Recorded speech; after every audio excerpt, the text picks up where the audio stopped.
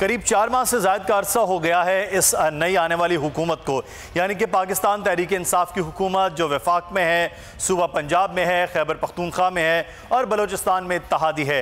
लेकिन 2013 के हुकूमत जब पाकिस्तान मुस्लिम नून की आई थी तो आपको याद होगा कि पाकिस्तान तहरीक इंसाफ ने इब्तदाई तौर पर 4 हल्के खोलने की बात की, लेकिन जिसे शायद मंजूर नहीं किया गया। उसके बाद फिर वो एक तूफ़ान मचा, एहतजाज हुआ, धरने हुए और धरने तवील तर वो चलते रहे। लेकिन उस सारे अमल के अंदर पाकिस्तान मुस्लिम नून पर भी वही तनकीद होती रही जो आज 4 माह से पाकिस्तान तहरीक इंसाफ पर हो रही है।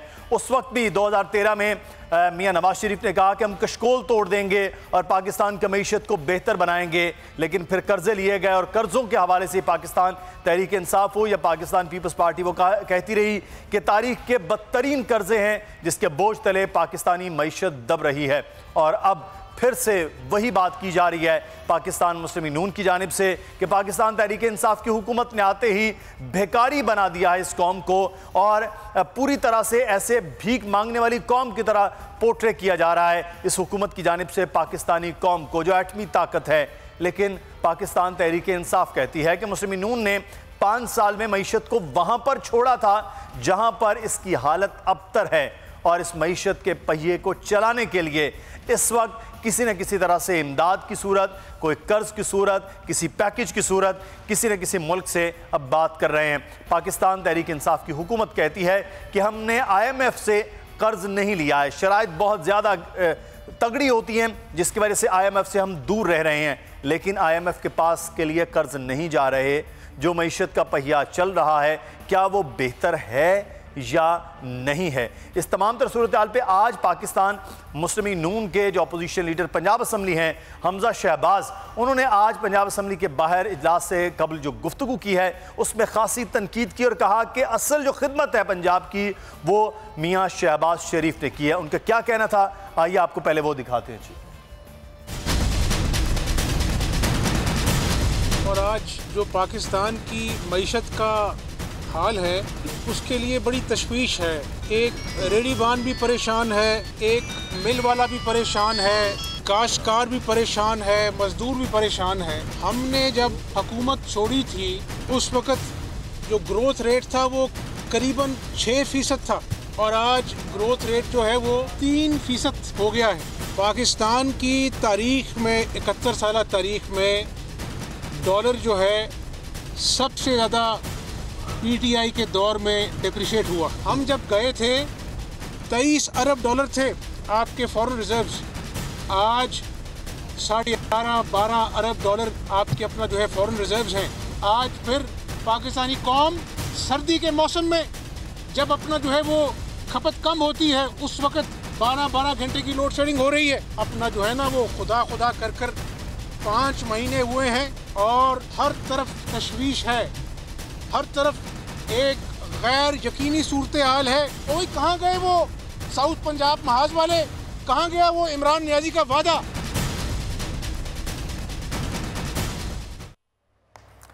तो ये सूरत हाल है, खासी तनकीद और बड़ा ज़बरदस्त किस्म के मामलात थे। कुछ और भी बातें की हैं प्रोग्राम में, आगे चलकर वो भी बात करेंगे, लेकिन उनमें बात की जा रही थी कि इस वक्त मईशत का जो हाल कर दिया है वो सबके सामने है। इस तमाम तर सूरत हाल पर बात करेंगे। हमारे साथ हमारे मेहमान भी मौजूद होंगे, पाकिस्तान तहरीक इंसाफ के रहनुमा सदाकत अब्बासी साहब भी होंगे, उनसे भी बात करेंगे।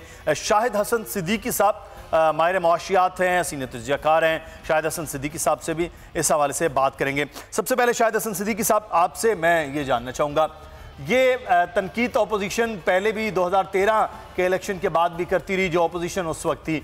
आज जो अपोजिशन है वो भी तनकीद कर रही है कि इस वक्त मईशत जो है वो दगरगू हालत में है, फॉरेन रिजर्व जो हैं वो बिल्कुल ख़त्म होते जा रहे हैं। असल हकीकत क्या है? बहसीत माहिर मुआशियात वाकई इस वक्त मईशत की बुरी हालत है जो अपोजिशन बात कर रही है? देखिए, ऐसा है कि मईशत की हालत मैं समझता हूँ तशवीशनाक है। 4 महीने और 11 दिन हुए हैं इनको हलफ उठाए हुए। तो जो आदाद शुमार स्टेट बैंक के हैं उसके मुताबिक 5 अरब डॉलर स्टेट बैंक के रिजर्व्स में कमी हुई, लेकिन 2 अरब डॉलर चूँकि सऊदी अरब से आ गए तो नेट कमी जो है वो 3 अरब डॉलर की है। इसका मतलब यह है कि 1 अरब डॉलर महीना अगर आप रिजर्व्स गिरा रहे हैं तो ये तो मेरे ख्याल से नींद नहीं आनी चाहिए, नंबर 1। नंबर 2 ये कि फॉरेन डायरेक्ट इन्वेस्टमेंट जिसका बहुत दावा था वो स्टेट बैंक ये कहता है कि 35% उसमें कमी हुई है पिछले साल की इसी मुद्दत के। महंगाई बहरहाल सबको पता है कि वो बहुत तकरीबन दुगनी हो गई है, मगर जो परेशानी है वो ये है कि नंबर एक तो हमारे जो आपने रुपए की कदर भी गिराई, शरह सूद भी बढ़ाया, लेकिन बरामदात बढ़ी नहीं और तिजारती खसारा बढ़ गया। सारा बहरान जो आया था वो आया इसीलिए था कि तिजारती खसारा और करंट अकाउंट डेफिसिट हमारा बहुत ज़्यादा था, लेकिन तिजारती खसारा इस मुद्दत में बढ़ गया। इसी 5 महीने में जो हमारे कर्ज़े थे टोटल पाकिस्तान के वो 2240 अरब रुपए बढ़े। इसका मतलब ये हुआ कि जो 10 साल में ये कहते थे कि 23,000 अरब रुपए बढ़े हैं, यानी 2300 अरब साल के, तो उतना तो आपने अभी जो है चंद महीने में कर लिया न। लेकिन सबसे अहम बात मैं आप बता रहा हूँ, ये साल अगले 2 साल 3 वर्षों में पाकिस्तान की मईशत की शरह नमू उससे कम रहेगी जो इनको विरसे में मिली थी। ये बात है तशवीशनाक कि कर्जे बढ़ रहे हैं, महंगाई बढ़ रही है, लेकिन शरह नमू 3 साल इनके गुजर जाएंगे और शरह नमू औसत उससे कम रहेगी जो विरसे में मिली थी। और जब ये बढ़ाने की कोशिश करेंगे तो फिर वो जो है आपके करंट अकाउंट डेफिसिट और ट्रेड डेफिसिट वो दोबारा रीअपियर हो जाएगा। अब इन्होंने जो गलतियाँ की हैं, एक तो ये कि अपना जो वायदे थे कि हम टैक्सों का निज़ाम लाएंगे वो नहीं लाए। दूसरा, उन्होंने जो बातें की थी बरामदात बढ़ाने के लिए हिकमत अमली, वो कहीं नज़र नहीं आई। और सबसे बड़ी चीज़ है कि 170 अरब रुपए का शॉर्टफॉल है टैक्स रेवेन्यूज़ में। ये स्टेट बैंक की रिपोर्ट है, नंबर 1। नंबर 2, सर्कुलर डेट इनके दौर में 262 अरब रुपया बढ़ गया। तो ये उस वक्त हुआ है तमाम चीज़ें जबकि आपने 83 अरब रुपए के नए टैक्स लगाए।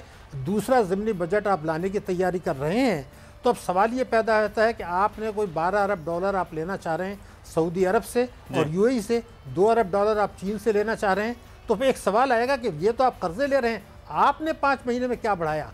आपने ना कौमी बचतें बढ़ाई, ना मुल्की सरमायाकारी बढ़ाई, ना टैक्सों की वसूली बढ़ाई, ना कोई, मैंने आपको पहले दिन से कहा था कि लूटी हुई दौलत बाहर से नहीं आएगी, वो मैं अब भी कायम हूँ और अब इन्होंने भी एडमिट करना शुरू कर दिया है। मुल्की असासों पर ये हाथ डालना नहीं चाहते लूटी हुई दौलत के, क्योंकि ताकतवर तबके इनके तैयार नहीं है। इनकी जो टैक्सों की पॉलिसी लाने का वायदा 100 रोज में था, उसके लिए अच्छा बिल्कुल ठीक है। ये बड़े अहम पॉइंट हैं जो आपने उठाया। शाहिद हसन सिद्दीकी साहब, सदाकत अली अब्बासी साहब इस वक्त हमारे साथ मौजूद हैं। बहुत शुक्रिया आपके वक्त का।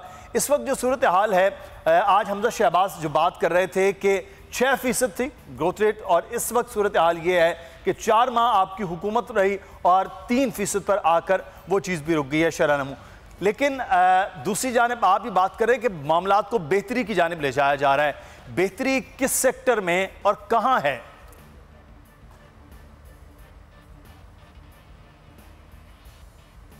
बहुत शुक्रिया जी। जो ये ग्रोथ रेट की बात हो रही है कि वाकई ग्रोथ रेट पिछले दौर में ज़्यादा था, लेकिन दुनिया के जितने माहिर मईशत हैं वो ये समझते हैं कि ग्रोथ रेट सस्टेनेबल वो होती है जिसमें आपका जो करंट अकाउंट डेफिसिट है और बजट का खसारा कंट्रोल रहे। जब आपका बजट का खसारा बहुत ज़्यादा होता है, आप अपने अखराजात अपनी आमदनी से बहुत ज़्यादा करते हैं, तो एक वक्त के बाद आपका डेट इतना बढ़ जाता है, कर्ज़ा इतना बढ़ जाता है कि आपका अक्सर जो आपका ख़र्चा है वो आपकी डेट सर्विसिंग में या सूद और किस्तों में चला जाता है। लिहाजा हुकूमत पाकिस्तान जो भी टैक्स रेवेन्यू इकट्ठा कर रही है उसकी बहुत बड़ी रकम उस कर्ज़ों के पेमेंट में चली जाती है जो पिछले अरसे में जो हमजा शहबाज साहब के वालिद ने और ताया ने हमारी कौम के ऊपर लादे हैं। लिहाजा जितने भी तज्जिए हो रहे हैं उसमें एक बात ये कि जो पिछला 10 या 5 साल का जो बजट का खसारा था वो इस मुल्क के साथ ज्यादती थी। दूसरी बात कि जो आज मईशत को मुश्किलात आ रही हैं वो है करंट अकाउंट का खसारा। करंट अकाउंट का खसारा इतना ज़्यादा रहा कि नवाज शरीफ का दौर, जिसको वो आपने अपने अल्फाज में सुहाना दौर कहते हैं, जिसमें एक्सपोर्ट 25 अरब डॉलर से शुरू हुई थी और इंपोर्ट्स कोई 45 अरब डॉलर थी, लेकिन 5 साल के बाद इंपोर्ट्स तो 45 से जाके 61 अरब डॉलर चली गई, जबकि एक्सपोर्ट बढ़ने की बजाय कम हुई। वो खसारा जो है पूरी मईशत को जो इस वक्त तकलीफ है उसकी वजह करंट अकाउंट का खसारा है, जो यानी 37-40 अरब डॉलर का है। उसको पूरा करने के लिए बैरून मुल्क पाकिस्तानी जो रेमिटेंसेस भेजते हैं उसका बहुत बड़ा हिस्सा बहुत कंट्रीब्यूट कर रहा है, लेकिन फिर भी 18.5 अरब डॉलर का करंट अकाउंट का खसारा नवाज शरीफ की हुकूमत का छोड़ के जाने की सबसे बड़ी वजह है इस मईशत के अपने पाँव पे ना खड़े होने की। लिहाजा जो भी हमने मेजर्स लिए उन मेजर्स का इम्पैक्ट आने का टाइम लगेगा। अगर करेंसी भी हमने रैशनलाइज की, डेप्रिशिएट की, डीवैल्यू की, उसका भी एक टाइम लैग है, उसका भी एक टाइम स्पैन चाहिए कि लोगों को नई कीमत पे एडजस्ट होने के लिए। और इंपोर्ट्स का भी क्योंकि ऑर्डर जाते हैं 3-4 महीने पहले के ऑर्डर गए होते हैं, वो इंपोर्ट का इम्पैक्ट अभी कम नहीं हुआ। लेकिन जितना मईशत दान है, जितना मईशत के मॉडल हैं, उनमें ये हमेशा होता है कि डीवैल्यूएशन का इमीडिएट इम्पैक्ट नेगेटिव होता है करंट अकाउंट पे, लेकिन वक्त के साथ साथ एक्सपोर्ट्स आपकी बढ़ती हैं क्योंकि वो कंपेटिटिव हो जाती हैं, और इंपोर्ट्स आपकी कम होती हैं क्योंकि वो महंगी हो जाती हैं। हम एक्सपेक्ट कर रहे हैं अगले 2 महीनों में ये जो करंट अकाउंट का खसारा है, इससे हम चलेंगे करंट अकाउंट का खसारा जो है वो बेहतर हो। लेकिन जो बार बार पाकिस्तान मुस्लिम लीग है कि मईशत के हवाले से भिखारी इस कौम को बना दिया, जो एटमी कुव्वत जो कौम है। राना सनाउल्लाह साहब भी हमारे साथ मौजूद हैं, पाकिस्तान मुस्लिम नून के सीनियर रहनुमा, मेंबर नेशनल असम्बली। बहुत शुक्रिया राना साहब आपके वक्त का भी। इस वक्त एक चीज़ तो है कि जिस हालत में आपने हुकूमत को छोड़ा, पाकिस्तान तहरीक इंसाफ कहती, उस हालत से निकलने में भी हमें यहाँ वक्त लगेगा। और जिस तरह से आप मुल्क को मईशत के तौर पर छोड़ के गए, वो खासा दगरगूं हालत थी पाकिस्तान की। देखिए, ये यानी इनकी जो नाहलियत है वो तो इस वक्त बिल्कुल यानी बच्चे बच्चे पे, पूरी कौम पे अया है। इन्होंने दरअसल पहला 100 दिन या 3 महीने जो है इन्होंने 2 राग गाए हैं। एक पक्का राग इन्होंने ये गाया कि चोर डाकू चोर डाकू चोर डाकू, और दूसरा ये गाया कि जी हमें मईशत जो है वो बहुत बुरी हालत में मिली है, मर गए, ये हो गया वो हो गया। लेकिन अब इनकी ये जो इनका गुल गबाड़ा है ना, वो अब कोई नहीं सुनेगा, अब कौम सुनने को तैयार नहीं है। बात ये है कि जब इन्होंने इलेक्शन से पहले गालबन 18 मई की बात है, जब इन्होंने 100 दिन का अपना प्लान अनाउंस किया था, तो उस वक्त इनको पता नहीं था कि इस वक्त कौमी मईशत जो है वो किस हालत में है। हर साल बजट पेश होता है, डॉक्यूमेंट्स में हर चीज़ जो है वो पूरी तरह से रिफ्लेक्ट होती है। उस वक्त तो उन्होंने कहा था कि 100 दिन में, पहली तो ये बात कर रहे थे कि जी बस इमरान खान आएगा, जब आके बैठेगा 200 अरब डॉलर जो है वो बाहर पड़ा है, वो फौरी तौर पे 1 हफ्ते में आ जाएगा, 100 हम कर्जा उतार देंगे, 100 जो है वो लोगों पे लगा देंगे। यानी ऐसा फ्रॉड इन्होंने किया, इन्होंने कौम के साथ इतना झूठ बोला इन्होंने। तो अब इनकी जो है वो बात कोई नहीं सुनेगा, इनकी नालायकी, नाअहली, और इन्होंने जो खौफ व हरास पैदा किया है पूरे मुल्क में, उससे सरमायाकार जो है वो बिल्कुल रुक गया है। बल्कि लोगों का रुझान ये हो गया है कि लोग यहाँ पे अपना कारोबार क्रूज कर रहे हैं, लोग जो है वो बाहर का रुख कर रहे हैं। और इस वक्त जो इकोनॉमी है वो बिल्कुल जो है वो इस वक्त ICU में है। सही। और इन्होंने बेड़ा गर्क कर दिया है हर चीज़ का, और इसकी जिम्मेदारी जो है उन लोगों पे है जो इनको लेके आए हैं, जिन्होंने इनको जितवाया, जिन्होंने इनको इस मुल्क के ऊपर मुसल्लत किया। तो सब बच्चा अवाम के वोट, वो कह रहे हैं अवाम के वोटों से सर जीते हैं, जितवाया से तो आपको कोई ये अवाम के वोटों से नहीं आए, ये जाली मैंडेट से आए हैं। आज आप एक मजदूर से भी पूछे ना, तो वो भी यही कहता है कि जी इनको क्यों लाया गया, इनको क्यों जितवाया गया, जरूरत क्या थी इस बात की। इन्होंने आके मुल्क का जो है वो बेड़ा गर्क कर दिया, अच्छा, लोगों के घर गिरा दिए। मैं राना साहब मैं इसका जवाब ले जी राना साहब मैं इसका जवाब ले लूँ। मैं चाहूँगा कि मैं शाहिद हसन सिद्दीकी साहब से भी पूछूं कि जिम्मेदारी दोनों हुकूमतें एक दूसरे पर डाल रही हैं, है क्या। लेकिन उससे पहले सदाकत अब्बासी साहब, अगर आपको जितवाया गया, आपको लाया गया, और अब गरीब अवाम जो है, अब्बासी साहब वो कह रहे हैं कि बहुत मुश्किल में है और वो खुद परेशान हो रहे हैं कि आपकी हुकूमत आकर क्या हाल हुआ है, जो राना साहब बात करें। अब्बासी साहब देखिए, राना साहब एक सीनियर सियासतदान हैं, इनका ज़ाती तौर पे एहतराम है, लेकिन जो ये बात कर रहे हैं बिल्कुल इनकी बात लॉजिकल नहीं है। मुझे मेरी आवाज़ वापस आ रही है, ज़रा देखिएगा अगर जी। अच्छा, राना साहब जो बात कर रहे हैं वो बिल्कुल लॉजिकल नहीं है, इसलिए कि वो इतना सीनियर आदमी है और ऐसी बात कर रहे हैं कि ये जीत के यहाँ असेंबली में बैठे हैं, वो ठीक है। पंजाब के एक ख़ास बेल्ट में जहाँ इनका कंट्रोल था, वहाँ पे ये जीत गए, वहाँ पे ठीक है। पिंडी जैसे इलाके में जहाँ इनकी सियासत नालायक लोगों के हाथों में थी, वहाँ से ये हार गए, इस्लामाबाद में जहाँ लोग पढ़े लिखे थे वहाँ से ये हार गए, तो वो जो है वो गलत है, और जहाँ से ये जीते हैं ठीक है। इस बात का कोई ना कोई कान धरने के लिए तैयार नहीं है। आपको पता है कि जब इनके वो पनामा के केसेस खुले, करप्शन के केसेस खुले, गली गली में शोर हुआ, गली गली में लोग आवाम निकली, इमरान खान जहाँ जाते थे वहाँ गाड़ियों की और लोगों की कतारें नहीं टूटी थी। ये इस कौम ने देखा है। अब उसके बदले में एक कौम ने मैंडेट दिया है, उस पर राना साहब ये कहेंगे तो सवाए इस पे इनकी ज़ाती एहतराम के साथ हंसी के अलावा कोई बात नहीं हो सकती। अगली बात ये कि ये जो कह रहे हैं कि ये नालायक हैं, मुझे बताएं पाकिस्तान के 21 करोड़ लोगों पे अगर 30,000 अरब का कर्जा लादा जाए तो एक पाकिस्तानी पे तकरीबन 1,30,000 का कर्जा है।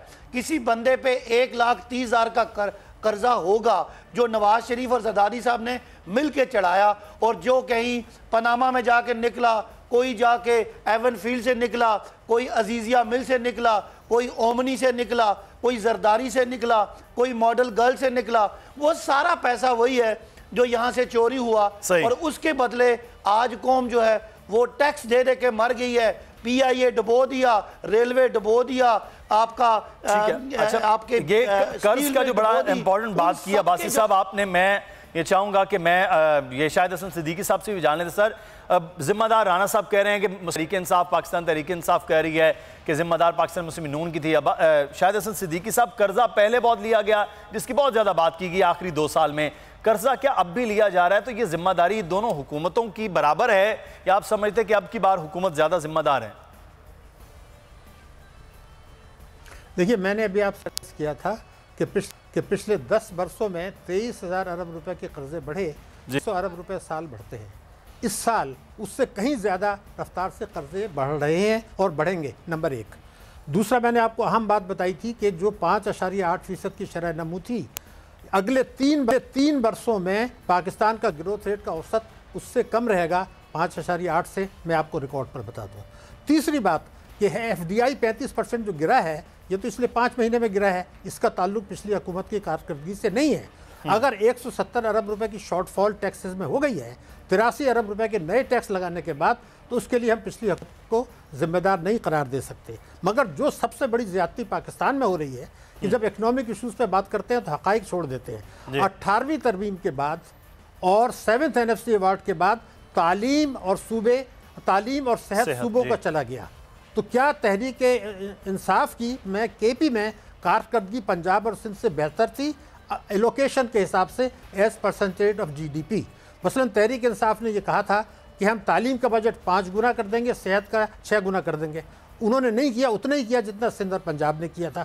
23 मिलियन बच्चे स्कूल नहीं जा रहे, उसके लिए 22 लाख प्राइमरी स्कूल चाहिए, तो आप मकान बनाने की बात कर रहे हैं। तो मेरा कहना यह था कि हक़ाइक़ को हमें देखने की ज़रूरत है। इस वक्त हालात बहुत संगीन हैं। इस वक्त काबीना में, मैं रिकॉर्ड पर बता रहा हूँ, ऐसे लोग मौजूद हैं जिन्होंने अरबपति होते हुए बैंकों से अपने कर्जे माफ़ कराए, और जिस स्टेट बैंक के जिस गवर्नर ने वो सर्कुलर इशू किया जो कि सुप्रीम कोर्ट एग्जामिन कर रही है कि वो आईन पाकिस्तान के खिलाफ है, वो भी काबीना में बैठे हैं। तो अगर आपने राइट ऑफ कराने के नाजायज़ तरीके से लिए हैं, तो फिर आप करप्शन की बात, खुदा के लिए एहतसाब की बात ना करें।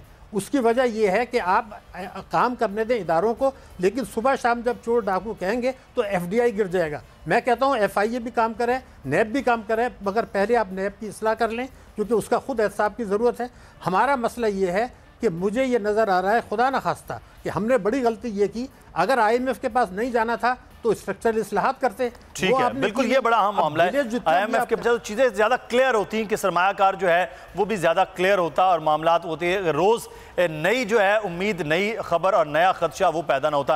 राना सनाउल्लाह साहब से भी हम जानेंगे कि राना साहब, ये जो एहतसाब का अमल है, क्या उस पर भी अब बार बार आप तनकीद कर रहे हैं? तो नैब के लिए क्या आपकी जमात सोच रही है? लेकिन ब्रेक के बाद राना साहब से बात करेंगे। हमारे तीनों मेहमान हमारे साथ हैं, आप भी हमारे साथ रहिएगा।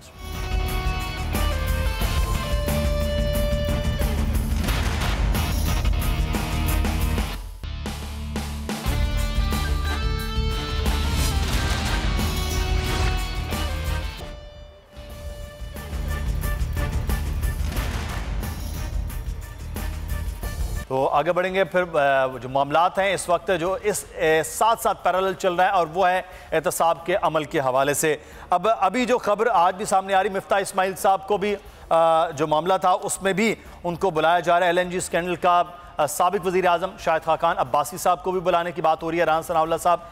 तो अगर एहतसाब का अमल चल रहा है, एहतसाब के अमल से चीज़ें गुजर रही हैं, तो उस पर इतना ज़्यादा शोर पाकिस्तान तहरीक इंसाफ कह रही है कि आप कर रहे हैं कि इससे होगा कुछ नहीं। ये मुकद्दमात ना तो अब के बने हैं, ये तो पहले मुकद्दमात हैं जो मियां नवाज शरीफ साहब पर हैं, शहबाज शरीफ साहब है या इवन पाकिस्तान पीपल्स पार्टी के रहनुमाओं पर हैं। तो ये मुकद्दमात को भुगतना और उससे निकल कर आना, तो वो तो आपके लिए ज़्यादा आसानी होगी, ज़्यादा बेहतरी होगी।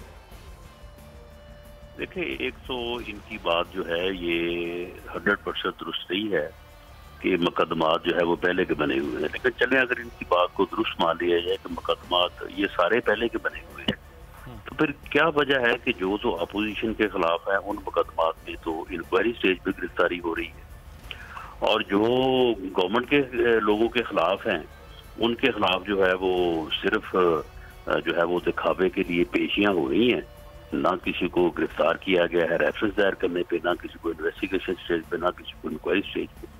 और पीपल्स पार्टी के वो लोग जिनके खिलाफ करप्शन की गजब कहानियां बनी और जिसका पीपल्स पार्टी को इररिपेयरेबल लॉस पहुंचा, वो जब PTI में शामिल हो गए तो उनके मुकदमे वो किधर गए हैं, वो किधर गुम हो गए। तो फिर अगर ऐसा है तो फिर आप कैसे कह सकते हैं कि ये शफाफ, फेयर और ट्रांसपेरेंट और गैर जानबदाराना जो है वो एहतसाब है। और अगर एहतसाब जो है वो गैर जानबदाराना नहीं होगा तो भले आप जो है वो जो मर्जी करें, उसको कोई नहीं तस्लीम करेगा। ये इंसाफ की, एहतसाब की बुनियादी शर्त है कि ये अक्रॉस द बोर्ड होना चाहिए। अगर हम दोनों के खिलाफ कोई एक इल्ज़ाम है और मुझे कोई कुछ ना कहे और आपको पकड़ ले, तो भले आपने वो जो है वो इल्ज़ाम आपके ऊपर दुरुस्त हो, लेकिन उस एहतसाब को कोई नहीं मानेगा जो अक्रॉस द बोर्ड ना हो। तो इसलिए ये अक्रॉस दी बोर्ड नहीं। आप देखें ना, इनके मिनिस्टर जो है वो टीवी पे बैठ के कह रहे हैं कि जी शर्म करनी चाहिए नैब को, उसने क्यों वज़ीर आज़म के खिलाफ जो है वो इंक्वायरी शुरू, यानी इनके खिलाफ इंक्वायरी अगर नैब करे तो उसे शर्म आनी चाहिए और अपोजिशन को गिरफ्तार भी करे तो उसको जो है वो शाबाश होनी चाहिए। फिर आप देखें कि ये जो JIT की रिपोर्ट JIT बनी थी पीपल्स पार्टी के खिलाफ, उस JIT की रिपोर्ट जो सुप्रीम कोर्ट ने मुस्तरद की है, उसकी बुनियादी वजह ये है कि ये सारी रिपोर्ट जो है ये वज़रा की निगरानी में बैठ के तैयार हुई और ये खबर जो है ये सारी दुनिया तक पहुंची हुई है, तो ये चीफ जस्टिस तक भी पहुंच गई। तो इसीलिए उन्होंने उस JIT की रिपोर्ट को जो है वो उन्होंने मुस्तरद किया और दोबारा नैब को कहा कि जी आप नए सिरे से जो है वो इंक्वायरी करें। तो जब ये हुकूमती वज़रा जो हैं ये इस किस्म की चीज़ों की जो है वो निगरानी करेंगे, शहजाद अकबर जो हैं वो नैब के ऊपर जाके मुसल्लत होंगे उनके छोटे से छोटे और बड़े से बड़े ऑफिसर्स के ऊपर, तो फिर उस एहतसाब को कौन जानेगा। सही। अच्छा, मैं अब्बासी साहब के जवाब जान लेते हैं। आज हमजा शहबाज साहब ने भी एक बात की है कि अलीमा खान जो मोहतरमा है उनके हवाले से तो नैब जो FBR है वहाँ से NRO आ जाता है, लेकिन बाकी जो चीज़ें हैं वो किसी और तरह से, उन्होंने गुफ्तगू क्या की है पहले वो बात कर लेते हैं, फिर अब्बासी साहब से इसका जवाब भी लेते हैं। ऑपोजिशन लीडर जिसने इस सूबे की खिदमत की, जिसने अरबों रुपए बिजली के मंसूबों में से बचाए और जिसको आप 3 महीने से गिरफ्तार करके बैठे हैं, एक पाई की करप्शन खुदा के फजलो करम से साबित नहीं हो सकी। नैब के लिए ये चैलेंज है, ये टेस्ट है कि अब इमरान नियाज़ी के खिलाफ खड़ी होती है कि नहीं होती है। NRO कौन मांगता है आपसे?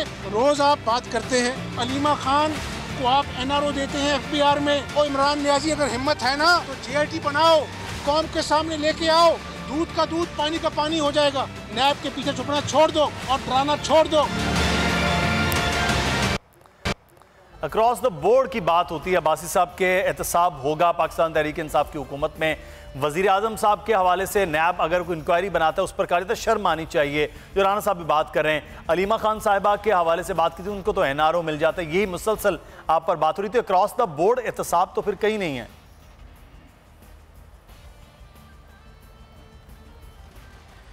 देखें, हमजा के वो वालिद हैं जो जेल में हैं, तो किसी भी बच्चे के वालिद जब जेल में जाते हैं तो उसका जज्बाती होना फितरी अमल है और उनके जज्बाती होने पे या गुस्सा करने पे या चीखने चिल्लाने पे तो चलो एक हमदर्दी हो सकती है, वो बेचारे वालिद के लिए परेशान है, लेकिन जो भी बंदा जुर्म करता है और उसको सज़ा होती है, जेल होती है, तो उसके घर वाले ऐसे ही परेशान होते हैं। दुनिया का ये कानून है। दूसरी बात ये कि JIT बनाओ और न्याजी ये करो, ये दबे लफ्ज़ों में ये अदालतों को धमकी दे रहे हैं। इनको पता नहीं है कि ये जो JITs हैं, इनको पता होगा कि ये अदालतें बनाती हैं। अब चूँकि अदालतों को इसलिए ये पहले धमकाते थे, लेकिन जब से वो दानियाल तलाल और वो एक पूरी दानियाल तलाल और वो एक पूरी एक लाइन थी, वो जो है जब से वो अंदर गए, तो उसके बाद अब इन्होंने तरीका पकड़ लिया है। ये कहना ना पंजाबी च कहना तीन हूँ तो छुड़ाना नो नू। इन्होंने कहना है अदालतों को, और ये कहते हैं इमरान खान को या PTI गवर्नमेंट को। इनको पता होना चाहिए कि आइन और कानून के मुताबिक JITs या जो अदालतें हैं वो अपना काम कर रही है। लेकिन सर नैब के हवाले से तो वो कहते हैं कि शहजाद अख्तर साहब जाके बैठते हैं वहां पर मुकदमात के हवाले से, और वो कहते हैं कि नैब का और आपका गठजोड़ है। इनका कहने के साबित करें ना। ये अदलिया में ये कहते हैं कि JIT रिपोर्ट जरदारी साहब की रिजेक्ट हो गई है। कोई रिजेक्ट नहीं हुई JIT की रिपोर्ट। JIT की रिपोर्ट चल रही है, और अगर किसी जगह पे एहतसाब ने, नैब ने अगर कोई ज़्यादा किसी का नाम डाल दिया है तो वो अदालत ने निकाल दिया। तो कहने की बात यह है, इनको समझ आनी चाहिए कि आपने 10 साल हुकूमत की है। वो ठीक कहते हैं कि आजकल जो पाकिस्तान की मुसीबतें हैं वो इनके ताया और इनके अब्बू की वजह से। उन्होंने जो खिदमत की है, उस खिदमत में सबसे बड़ी खिदमत तो कर्ज़ों की थी, और उसके बाद बड़ी खिदमत थी कि जरदारी साहब के साथ गठजोड़ रख के जितने ये फ्रॉड होते रहे। ये 2015 से रिपोर्ट चौधरी निसार ने लीक की थी, लेकिन ये इन सब ने मिल के दबा दी। तो आज पाकिस्तान में जो ये एहतसाब का शोर शराबा है, उसके लिए फोरम है। हाई कोर्ट में जाएं, सुप्रीम कोर्ट में जाएं। आपको अगर अलीमा खान साहबा के केस पे कोई एतराज़ है तो रिव्यू में चले जाएं। इस तरह अदालतों को ना धमकाएं। फिर जब आप बंद हो जाते हैं तो इन्हें अदालत में फिर आप वो तो चलाते हैं कि सही अदालतों में ही जाना है, और अदालतों में ही कह रहे हैं कि वहीं से इंसाफ भी मिलेगा। ये तो पाकिस्तान मुस्लिम यूनियन ने भी बात की है। अच्छा, मैं शाहिद हसन सिद्दीकी साहब, मैं आपसे क्विकली सर ये जानना चाहूँगा कि जब ये बात होती है, आप कह रहे थे कि चोर डाकू का राग, अगर किसी के खिलाफ एहतसाब हो रहा है, वो साबित होना बात की बात है, हो रहा है, तो उससे मईशत को क्या नुकसान होना? तो बेहतर होना चाहिए कि मुल्क में कोई एहतसाब का अमल हो रहा है तो इससे मईशत को तो कोई नुकसान नहीं होना चाहिए। स्टॉक एक्सचेंज उससे गिर जाती है, कहते हैं अपोजिशन। देखिए, ऐसा है कि एहतसाब बहुत ज़रूरी है करप्शन के खात्मे के लिए, इसमें किसी को शुबा नहीं होना चाहिए। लेकिन वो काम आप इदारों को करने दें, आप FIA को करने दें, आप नैब को करने दें। लेकिन तकरीरों में वज़रा की, उस पर मुझे सख्त एतराज़ है। आप पाकिस्तान से बाहर जाके जब कहते हैं कि हमारी हुकूमत चोर है, हमारी सिंध की हुकूमत चोर है, तो लोगों का एतमाद ख़त्म हो जाता है, बेयकीनी की कैफियत हो जाती है। और मैंने आपको सबूत बताया कि 35% फॉरेन डायरेक्ट इन्वेस्टमेंट गिरा, एहतसाब होने से नहीं गिरा। वो ये इसलिए गिर रहा है कि आप खुद कह रहे हैं कि जो चोरों की हुकूमत है और हमारी सिंध हुकूमत ने जो है वो मनी लॉन्ड्रिंग कर ली है। तो मेरा काम है कि आप नंबर 1 आपको नैब को ये काम करने दें, मगर उससे पहले अगर नैब का एहतसाब नहीं हुआ तो ये कुछ भी नहीं कर पाएंगे। मुझे इस पर मसला ये है, मैं आपको उसकी वजह बता दूं नैब का एहतसाब मैं क्यों कह रहा हूँ। हम मौजूदा चेयरमैन ने नैब की वेबसाइट पर है ये कहा है कि हमने जब से नैब बना है 15 साल में 286 बिलियन की रिकवरी करके 286 बिलियन कौमी खजाने में जमा करा दिए। ये नैब के वेबसाइट पर चेयरमैन साहब की तकरीर है। एक्चुअल जो कौमी खजाने में जमा कराए हैं 86 बिलियन नहीं कराए हैं, वो तो 20 अरब भी नहीं कराए।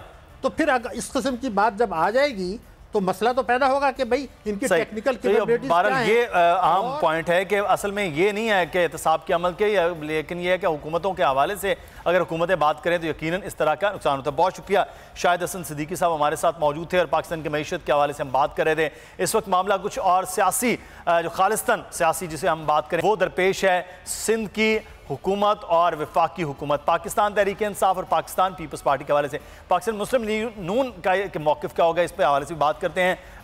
नवाब वसान साहब भी हमारे साथ मौजूद होंगे, पाकिस्तान पीपल्स पार्टी के रहनुमा। लेकिन मैं उससे पहले नवाब वसान साहब, इस वक्त राना सनाउल्लाह साहब भी हमारे साथ हैं, सदाकत अली अब्बासी साहब भी हैं। वसान साहब, अब आपकी हुकूमत को कोई ख़तरा तो नहीं है सिंध के अंदर कि मामलात अब टल गए हैं? आपके वज़ीर आला का नाम JIT से और ख़ासतौर पर ECL से निकल गया, आपके चेयरमैन का भी मामलात हो गए, अब तो महफूज है आपकी हुकूमत को, ऐसे मामला तो नहीं लग रहे हैं?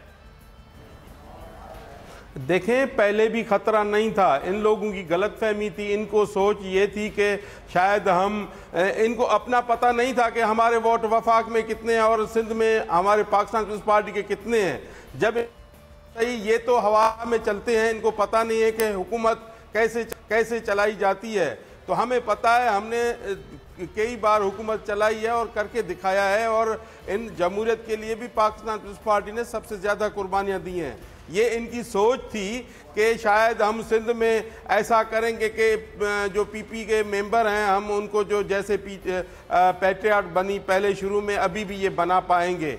तो इनकी गलत सोच थी। पाकिस्तान पीपल्स पार्टी की जड़े अवाम में उन लोगों को, एमपीएस को पता है कि हम कभी भी पार्टी से ये नहीं करेंगे, दगा नहीं करेंगे, इसलिए कि उनको पता है उनको अपने इलाके में भी जाना है, लोग किसको पसंद करते हैं किसको नहीं, सिर्फ और सिर्फ सिंध के अवाम पाकिस्तान पीपल्स पार्टी को पसंद करती है। इसलिए उन्होंने 99 जो सीटें हैं एमपीए की सिंगल पार्टी हमने पाकिस्तान पीपल्स पार्टी ने ली हैं। तो ये इनकी थी कि हम शायद सिंध को बाईपास करके वज़ीर आला को हटा देंगे, वज़ीर आला को ईसीएल में नाम डाल के बिलावल साहब का जो हमारे हेड हैं चेयरमैन उनको डाल के हम सिंध की हुकूमत बना पाएंगे। ये इनकी गलत फहमी थी और गलत सोच थी। तो इंशाअल्लाह सिंध की हुकूमत कहीं नहीं जाने वाली, इनमें हिम्मत ही नहीं है, इनमें जुर्रत ही नहीं है। सिंध की हुकूमत के हवाले से आप भी मुतमईन पहले भी कि आप कह रहे थे कि जो है आपकी हुकूमत ही कायम दायम है, लेकिन उसके बावजूद और बहुत सारे लोगों की नाराज़गी की जो खबरें आ रही थी, बहरहाल उस पर भी बात करते हैं। मुर्तज़ा आप साहब ने आज वफाकी हुकूमत पर कुछ इल्ज़ामात लगाए हैं। मैं चाहूँगा पहले मुर्तज़ा आप साहब ने क्या बात की है वो आपको दिखाते हैं, फिर जो वसांत साहब ने बात की है और मुर्तज़ा आप के वो फिर हम अब्बासी साहब से जवाब जानेंगे। आईजी सिंध के इख्तियारात को ख़त्म करने की कोशिश कर रहे हैं। मैं कैटेगोरिकली इस चीज़ को डिनाई करता हूँ। वफाकी हुकूमत से गुजारिश करते हैं कि हमें अपने एक्सपेंडिचर्स को मीट करने के लिए ये वाजिबात जो आपको हमें देने हैं, जो कि हमारा हक़ है, वो हमें अदा किए जाएँ ताकि हम बेहतर तरीके से अपने अखराजात को पूरा कर सकें और जो भी गवर्नमेंट का डेवलपमेंट का इंफ्रास्ट्रक्चर का काम है, इनिशिएटिव है, उसको पूरा कर सकें। अगर कोई शवाहिद हैं शहजाद अकबर साहब के पास, तो मैं समझता हूँ वो टीवी पर आकर बात ना करें, वो शवाहिद पेश करें ताकि चीज़ें क्लियर हो सकें। ये इल्ज़ामात बार बार लगा के मैं समझता हूँ इन लोगों ने एक सोची समझी साजिश करने की कोशिश की है ताकि पाकिस्तान की आवाम का जो नज़र है वो पाकिस्तान के मेजर इशूज़ से हटा सके। अच्छा, एक तो मामला पहले मैं जो वसांत साहब से सवाल था अब्बासी साहब आपसे कि ये हुकूमत गिराने के मामलात वज़ीर आला के तब्दील करने और अभी भी कायम है खुर्रमशीर ज़मान साहब कि इस्तीफ़ा दें वज़ीर आला सिंध, इसकी क्या ज़रूरत है? आप खुद जमहूरी जमात हैं, आपको हुकूमत मिली है और वहाँ भी हुकूमत किसी ने मैंडेट दिया है, उसको चलने दिया जाए, कराची में मिलकर चला जाए, वो ज़्यादा बेहतर नहीं है?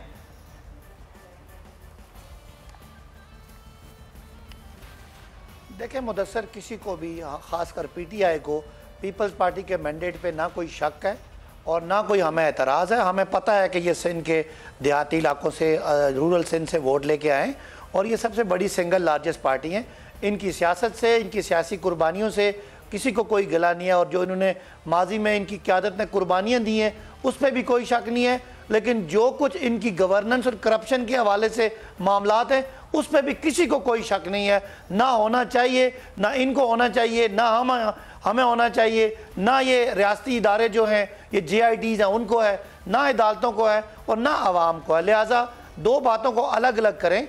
अगर सिंध में वज़ीर आला साहिब या उनके वज़ीर ख़जाना साहिब जो थे वो अगर उनकी सरपरस्ती में सिंध बैंक के ज़रिए और दीगर बैंकों के ज़रिए Omni, Zardari group, Bahria Town group और कॉन्ट्रैक्टर जो ठेकेदार हैं इनके मिलके रियासती सरपरस्ती के अंदर अगर पैसे को हेर फेर करेंगे, इधर उधर करेंगे, जो जाली अकाउंट्स पकड़े गए वो मुस्लिम लीग नून के दौर के FIA ने पकड़े हुए और उसमें उन जाली अकाउंट से इनकी क़यादत के घर के खर्चे चल रहे हों, तो वो एक बहुत बड़ा इल्ज़ाम है, बहुत बड़ा केस है। उसके हवाले से पूरी रियासती मशीनरी को परेशानी है और एक वक्त ऐसा था तो शायद लग रहा था कि शायद वज़ीर आला अरेस्ट ना हो जाए।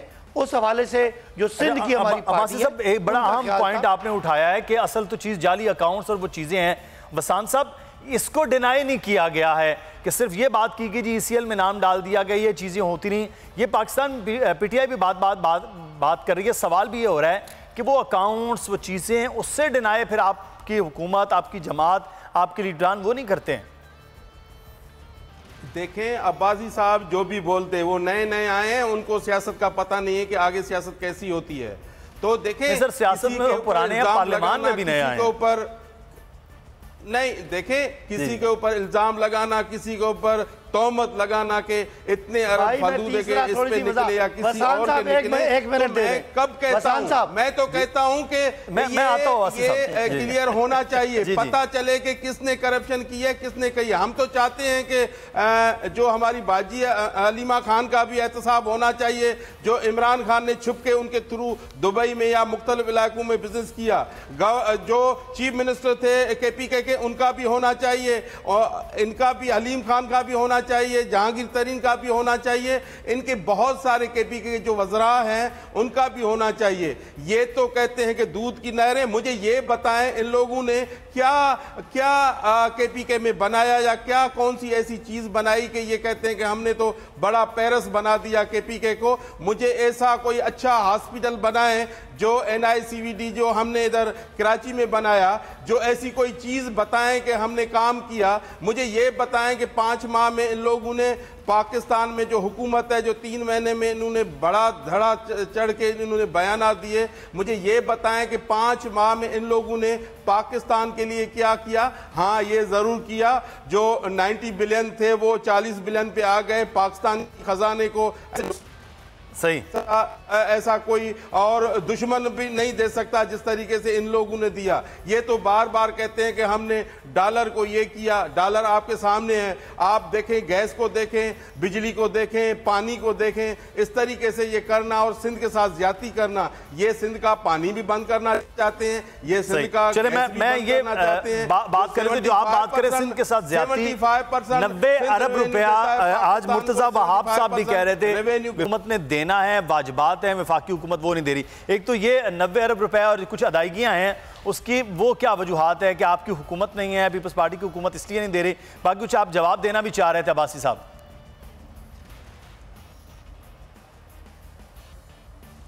मैं पहले तो उन्होंने कहा कि ये नए सियासत में मैं बिल्कुल नया हूँ, लेकिन मैं पार्लियामेंट में नया हूँ, मैं तीसरा इलेक्शन लड़ा। मैंने तो कह दिया ना इससे पहले कि आप इलेक्शन पहले से लड़ रहे थे और पार्लियामेंट में पहली बार। मैंने तो इसकी वजाहत आपसे पहले कर दी। जी आप कोई, मैंने कोई माइंड नहीं किया। खैर है, खैर है, कोई बात नहीं, ये माइंड करने वाली बात नहीं है। अब जहाँ तक आपने बात की कि आपने बहुत सारे नाम लिए, तो काश आप अपनी हुकूमत में कुछ थोड़ा सा एहतसाब आप भी कर देते तो कुछ हमारे पे लोड कम होता। अभी हमारा एहतसाब तो भाई शुरू ही नहीं हुआ। हमारा ये तो आपके अपने दौर के, आपके अपने दोस्तों के, पीपल्स पार्टी और नून के बनाए हुए केसेस हैं जो चलते हमारे दौर में दाखिल हुए और फैसले हुए। ये जो JIT बनी है, ये JIT हमने नहीं बनाई थी, ज़रा सुन लें। ये चौधरी निसार ने, ये अयान अली और ये वाले जो जाली बैंक अकाउंट है, उन्होंने केस ये उस वक्त FIA ने पकड़े थे और वो आपकी और नवाज शरीफ साहब की अंडरस्टैंडिंग थी तो केस दबाए रहे। 2015 में रही बात पैसों की, तो पहली बात है सिंध का जो हक है वो उनको, जी सिंध का जो हक है वो उनको मिलना चाहिए, वो बिल्कुल मिलेगा। सिंध हमारा भी है, सिंध आपका भी है। आपके पास 99 MPAs हैं, हमारे पास 30 MPA हैं। दूसरी बड़ी पार्टी हम हैं। आप वहाँ से आहिस्ता आहिस्ता कम हो रहे हैं, हम आहिस्ता आहिस्ता बढ़ रहे हैं, इसलिए ये सिंध का कोई आप खाली मालिक नहीं है। दूसरी बात ये कि हमने KPK में क्या किया मेरे भाई, हमने KPK में ये किया कि हमारी थोड़ी सी अक्सरियत थी और इस दफ़ा हमारी 2/3 मेजॉरिटी है। जिस तरह आपको सिंध के लोगों ने आपकी कारकर्दगी पर वोट दिया, हमें हमारे KPK ने हमारी कारकर्दगी वोट दिया। रही बात पैसों की, तो मेरे भाई पैसे जरा हुकूमत के पास कम है, कुछ वो पैसे चोरी होकर स्विस बैंकों में चले गए, सिंध में हमने काम किया। सुन लेना, सुन ले क्या सुनूं, आप मान लो ना, आपने सुन लेना। वो तो कह रहे हैं कि हमारे चोरी होकर कारकर्दगी कम हो रही है, वो कह रहे हैं आपकी कारकर्दगी कम हो रही है, हम बढ़ रहे हैं। कहते हो हमने ये अकाउंट हुआ, पैसे करप्शन की, ये किया। अगर करप्शन साहब तो सिंध के अवाम हमें वोट देती। वसान साहब मैं बोल लूं ना, फिर आप बोलिएगा। सुने फिर बोलिएगा ना, फिर अपनी बारी में बोलिएगा, शोर नहीं होगा। हाँ, बोले, पैसे हमारे पास इसलिए कम है, कोई पैसे यहाँ से चोरी होके अजीजिया चले गए, कोई स्विस बैंकों में चले गए, कोई पैसे चले गए एवनफील्ड फ्लैट्स में, कोई पैसे ओमनी में चले गए, कोई जरदारी ग्रुप में चले गए, कोई बैरिया टाउन में चले गए। वो कोशिश कर रहे हैं इकट्ठे करें ताकि सिंध, पंजाब, बलूचिस्तान और केपीके की आवाम पे लगे। ये जो लूट मार हुई है उधर से पैसा इकट्ठा करके लोगों पे लगाएं ताकि सिंध में तरक्की हो, पंजाब में तरक्की हो, केपीके में तरक्की हो और बलूचिस्तान में तरक्की हो। मसला ये है कुछ लोग पैसे लूट के चले गए, उनको ढूंढ रहे हैं। ठीक, अच्छा, वो तो कह रहे थे कि जो पैसे ग्रुप में गए इधर-उधर गए, वसाम साहब नहीं है पैसे, आप लोगों ने पैसे खाए। 5 महीने में आपकी बैंड बज गई है। आप बताएं कि आपने क्या किया 5 माह में, क्या किसको क्या दिया। किसी को 50 लाख घर दिए, किसी को 1 अरब नौकरियां दी, किसी को कोई एक मुझे वफाक में बताएं जो आपने अच्छा काम किया हो, मुझे एक बताएं किसी को रिलीफ दिया हो, ये बताएं किसी को इज्जत दी हो, ये बताएं किसी आपके मिनिस्टर ने किसी के साथ नाजायजी नहीं की हो, आप ये मुझे बताएं। तो कौन सा आपने तीर मारा है, कौन सा ऐसा अच्छा काम किया है। सवाल भी मेरा यहाँ पर, आप जो 6 माह सब्र करो, जी आपको लोग कहीं जाने नहीं देंगे, लोग सड़कों पे खड़े होंगे। आपकी जिस तरीके से नालायकियां हैं आप सोच भी नहीं सकते। जिस तरीके से आपने पाकिस्तान का बेड़ा गर्क करने की कोशिश कर रहे हैं, पाकिस्तान पीपल्स पार्टी या दूसरी और पार्टी आपको ये करने नहीं देंगी। आप ये भूल जाएंगे कि हम गालियां देके, चोर कह के, ये करप्शन करके ये किसी को छोड़ देंगे। आप भी हमें हिसाब देना होगा कि केपीके में जिस तरीके से आपने लूटा। अभी जो वजीर आला है किसका आया है, ये आपको पता है कि किसका आया है जो पंजाब में है। क्या क्या नहीं हो रहा, अनपढ़ को आपने बिठा के आप उनसे गलत काम करवा रहे हैं। तो आपने ये पंजाब का हाल किया है। पंजाब पढ़े लिखे आदमी है, हमें पॉलिटिकल साइंस से आप आपको तो वसान साहब ना कहें, ये आपको लोग जरूर हैं वो, ये आपको लोग कहेंगे कि आप जब निकलोगे 6 माह के बाद मैं पूछूंगा। अभी अब्बासी साहब बताओ मेरा सवाल भी ले लेना। अब्बासी साहब आप तो पार्लियामेंट में भी गुफ्तगू कर सकते हैं, नौकरी दो, वसान साहब मेरा एक छोटा सा सवाल भी है। वो आप साथ साथ ये बात कर रहे थे, आप मुख्तसर हो रहे हैं, सुकड़ रहे हैं और बाकी जमातें जिसमें पीटीआई है वो फैल रही है, तो ये तो अलार्मिंग सिचुएशन है सिंध में आपके लिए। जो कल आप भी बर्दाश्त न कर पाओ ये नहीं है कि आप करते जाओगे, किसी के ऊपर बिल्डोजर घुमाओ, आप कहोगे कि हम आराम से बैठेंगे, ऐसा नहीं है। आप दूध का दूध, पानी का पानी होना चाहिए। दोनों और पार्लियामान के अंदर होना चाहिए, जो भी मामला होना चाहिए, चाहे वो में है, चाहे अपोजिशन में है, चाहे वो सूबे के अंदर है, चाहे वो विफाक के अंदर है। बहुत शुक्रिया वसान साहब, आपका हमारे साथ मौजूद थे नवाब अली वसान और पाकिस्तान तहरीक इंसाफ के रहनुमा सदाकत अली अब्बासी साहब, आपका भी बहुत शुक्रिया। आज के प्रोग्राम से इकबाल को इजाज़त दीजिए, कल फिर से हाजिर होंगे कुछ खबरों, तबसरों और तज्जियों के साथ। अल्लाह हाफिज़।